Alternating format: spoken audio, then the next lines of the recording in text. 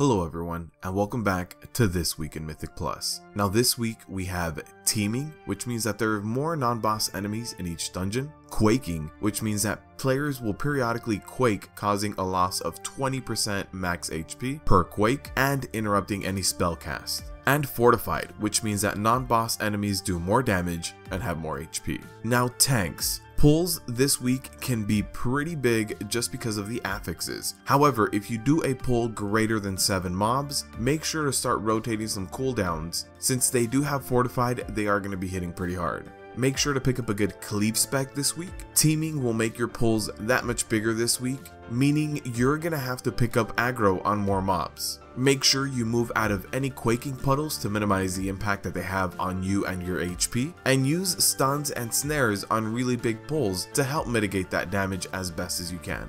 DPS. Make sure you spread out for quaking and don't stack on anyone else's quake. Also make sure that you're not casting whenever quaking goes off to not be interrupted, and use DPS cooldowns this week on trash. Trash is the main focus because every affix affects trash. Make sure to also pick up a good AoE and cleave spec this week so that you can do faster runs and more damage. And on really big pulls, make sure you help out with snares and stuns as well to minimize the impact on your tank. Healers. Make sure you avoid getting interrupted this week by quaking. If you do get interrupted by quaking, this could lead in you falling behind on healing. Make sure you also pick up AoE heals as soon as quaking goes out, because that is a loss of 20% of everyone's max HP. And also make sure that you are spread out to minimize the impact of each one of these quakes. And on really big trash pulls, help your tank out by using damage reduction abilities. This will greatly lessen the amount of heals that you need to do to your tank. So if you see your tank going for a pull of greater than 7 mobs,